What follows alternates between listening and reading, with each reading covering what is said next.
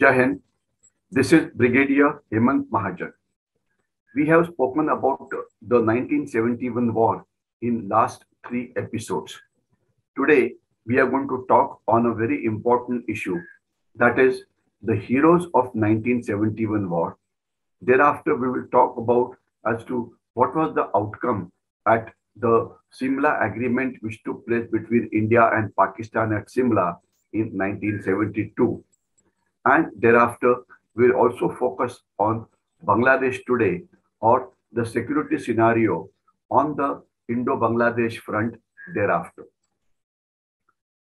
Let us start with the most important fact that 1971 was the most outstanding military victory ever scored by India against its enemies after 1947 independence.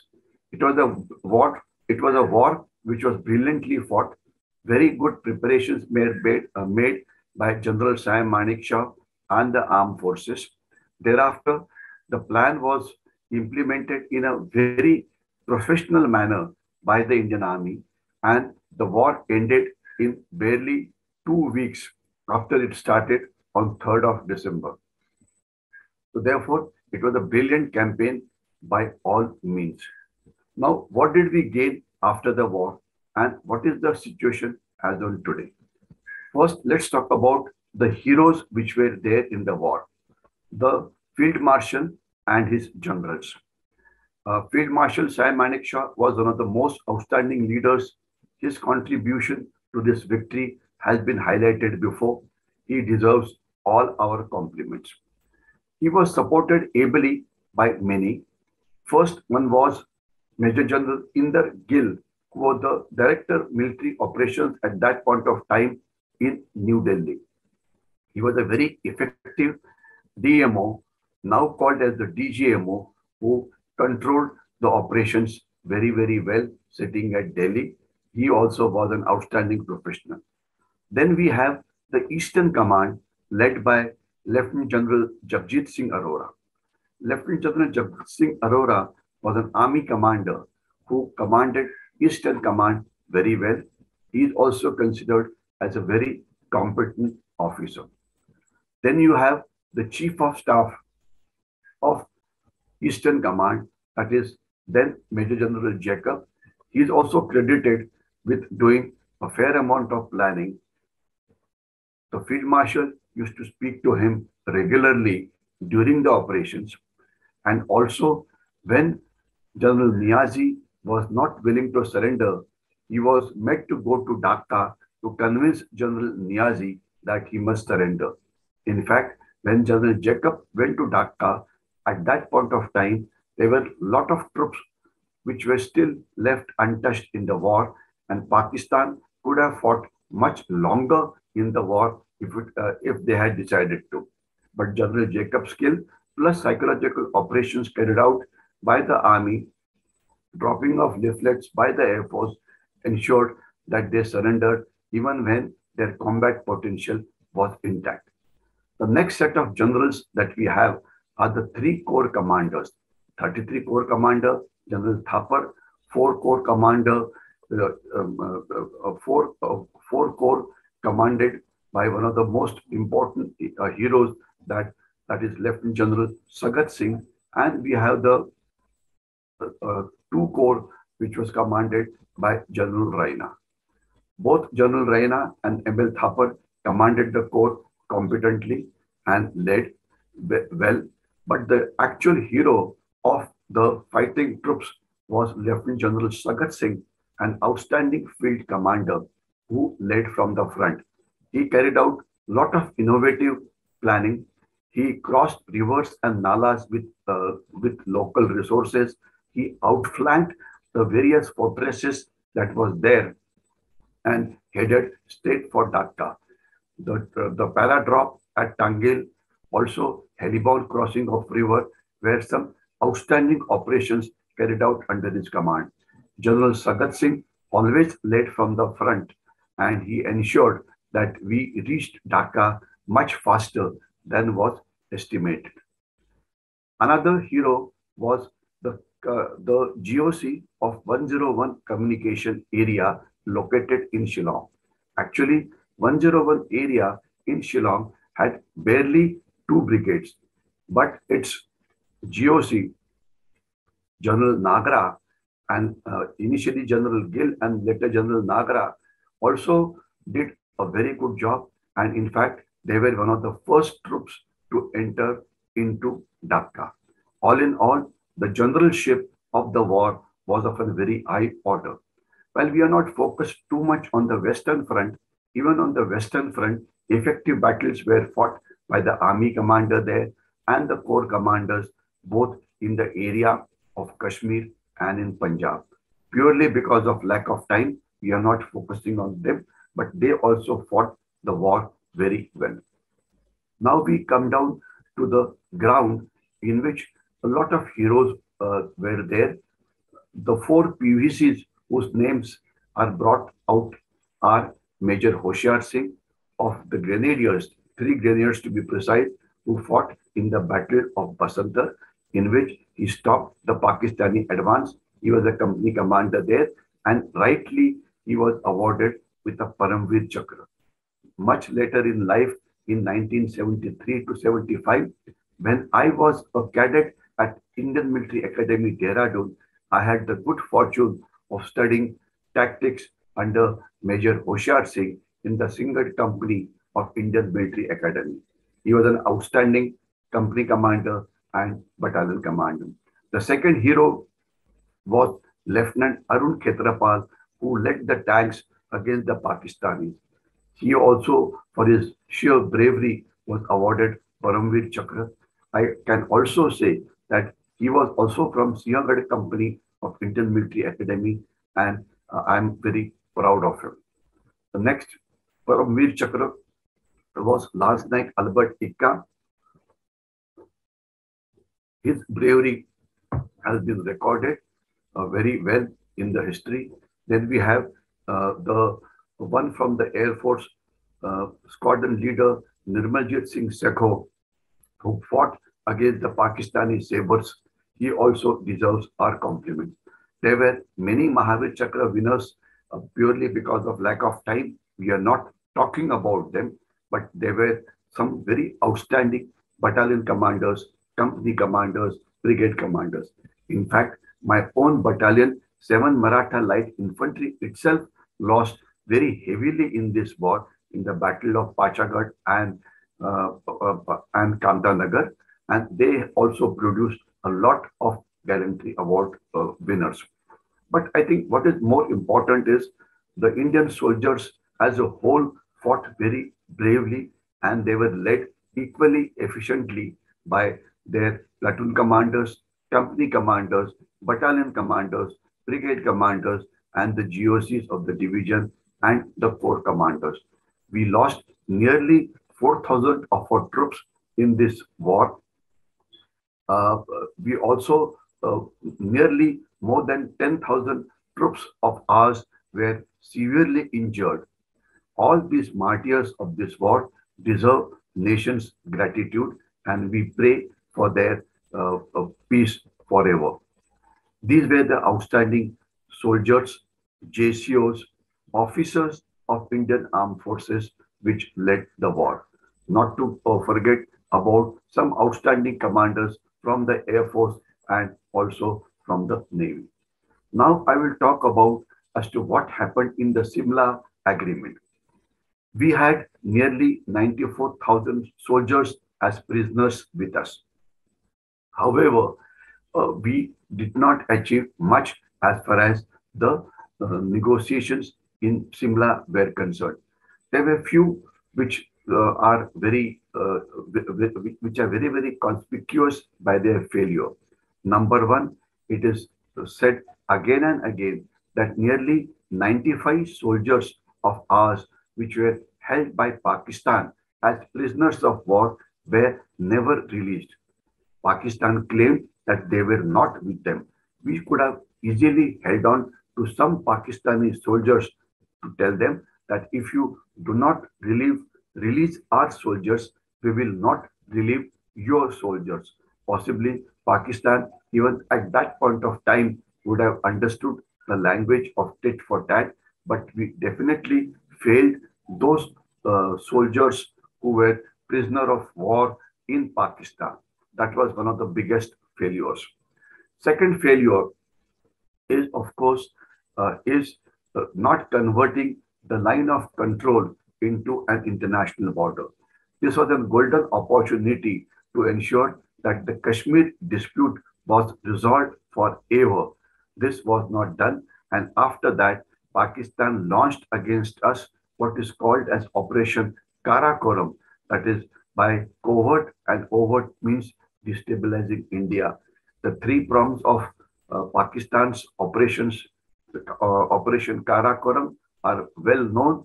K1 was Khalistani terrorism, K2 was Kashmiri terrorism, and K3 was terrorism in other parts of our country. This continued, and Pakistan continued to trouble India with various terrorist activities. Now, what are they doing now is a separate subject by itself. However, let us come down to another important failure at the Shimla summit. That was not giving adequate depth to the Siliguri corridor. We know that Siliguri corridor is a narrow strip of land which connects northeast India with rest of India. This strip is always vulnerable for any attacks by either China or some of the anti-nationals trying to stop the Siliguri corridor, thereby separating India from the northeast. We had a golden opportunity to give a depth to the Siliguri corridor. We could have easily asked for more land to give a more broader, more depth or more length to this corridor by telling Bangladesh to concede land in this important area. In return, we could have considered land in some other area. But that was not done by our leadership, and this was definitely an important failure because Siliguri corridor remains our chicken's neck even so many years after independence. Recently, there were reports that China is putting pressure on Bhutan to give away land next to Doklam to China. If this happens, it will pose more threat to the Siliguri corridor. So these were three, four most important failures in diplomacy after the 1971 war summit at Shimla. Now let us talk about the birth of Bangladesh. Very briefly, initially, for a few years under Mujibur Rahman, Bangladesh was very friendly with India, and everything seemed to be going good as far as the relations were concerned. Then there was a military coup in which the military came over General Ziaul Haq. Thereafter, you had the Begum of his, that is Khalida Zia, coming to lead Bangladesh. Those 10 years were very bad, and let us not talk too much about it, but it was a very, very severe threat to our national security. Luckily for India, Mujibur Rahman's daughter came back to power, Srimati Hasina Wajid, and today we have very good relations with Bangladesh. However, the illegal migration from Bangladesh continues. Initially, it was torrents. Now it is reduced quite a lot, but it still continues on the Indo-Bangladesh West Bengal border. Officially, Bangladesh is still not willing to take back those 3-4 crore Bangladeshis who have illegally infiltrated into India. The good part, however, is that it is said that whichever Bangladeshis are caught and who undergo trial in India are by and large taken back by Bangladesh. But catching Bangladeshis in India is like seeing the tip of an iceberg. We need to do hell of a lot to catch all illegal migrants who are spread out in various parts of the country, especially in West Bengal, Uttarakhand, UP, Kerala, and many important big cities. That problem still continues. But as far as the economic cooperation with Bangladesh is concerned, it has improved quite a lot. The connectivity to Northeast has improved quite a lot. Bangladesh has agreed to give us road, rail, and uh, other communications to Northeast India via Bangladesh, including the rivers, etc. So this will ensure that Northeast progresses much rapidly than what it was doing earlier. Bangladesh has also stopped insurgents from the northeast taking shelter in Bangladesh. In fact, some of the leaders of Ulfa, etc., were handed over to India by Bangladesh. That's a good news that they are not allowing their soil to be used as camps.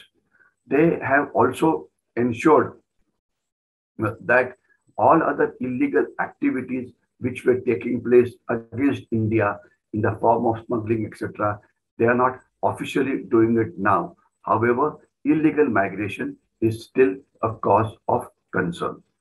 The another important part of the Bangladesh agreement, another important part of let's say relations with Bangladesh is the Farakka water arrangement, or Bangladesh wanting Tista waters from India to come into Bangladesh, etc. The water problem is still there. But one important issue that was resolved few years back was the various enclaves, which Indian enclaves which were there in Bangladesh, and Bangladesh enclaves which were in India. They have been straightened out now, thereby making the guarding of Bangladesh border much easier. So for that, we need to compliment Bangladesh for acting in a mature manner. All said and done, the relations with Bangladesh have improved tremendously. However, illegal migration still continues to be a problem. Now, let us go to the West Pakistan, or the present Pakistan. The present Pakistan started terrorism in Khalistan. It was crushed later by Indian Army and the Punjab police. The Kashmir terrorism started somewhere in the 80s. It is still continuing, though now it is confined only to the Kashmir Valley. There is no terror activities in Ladakh, or hardly any terror activities down south of Pir Panjal, that is in the area of Punch, Rajouri, etc. Also, uh, the capacity of Pakistan to create problems in India has reduced drastically because its size has decreased, its economic resources have gone down, and its capacity to create problems for us on both the fronts, that is West Pakistan and East Pakistan, has now gone in for favor. Conventionally, the threat from on the eastern border has been overcome permanently. So that was a very important aspect. Also, Pakistan has realized that it can never win a conventional war against India. So therefore, it is only resorting to terrorism, drug terrorism, that is narco terrorism, sending fake Indian currency notes, sending supporters of terrorists and terrorists itself, and trying to destabilize India by unconventional means. This is continuing. However, the strikes in India, mainland India, have now stopped because now they're scared that with the government in power, which is very proactive as far as Pakistan is concerned, and they remember the surgical strike carried out in Pakistan post Uri very well. They have also learned their lessons from the Balakot strike very, very well. So therefore, no terror attacks are taking place in rest of India. However, they are still trying to destabilize India by narco-terrorism, by fake Indian currency notes, by illegal trade, by smuggling, and by terror activities which are presently confined to the Kashmir Valley. Pakistan, along with China, will pose a long-term threat to our country and will continue to do so for a foreseeable future. China is carrying out a hybrid war against India, also called as an unrestricted war, hybrid war, or a gray zone warfare, or also called as multi-domain warfare. That means they are fighting with India on the economic front, they are resorting to disinformation, propaganda warfare, etc. They are stopping us at diplomatically at world level. They are trying to infiltrate into a neighborhood, etc. So hybrid war of China along with Pakistan continues to be a short-term and a long-term threat to India's security. But there is no denying that the victory in Bangladesh eliminated the conventional war on the Eastern Front once and for all, also eliminated the capability of Pakistan to do any worthwhile military damage to India once and for all. However, terrorism in low form and hybrid war will continue in the days to come. So, on this day of 50th anniversary of Indo-Pakistan War, or called as the War of Bangladesh Liberation, we must salute our soldiers, JCOs, and officers who created a new nation called Bangladesh, thereby improving the security environment in the Indian subcontinent once and for all. So let us salute all these brave soldiers of India who have made India much safer than what we were prior to 1971. Jai Hind.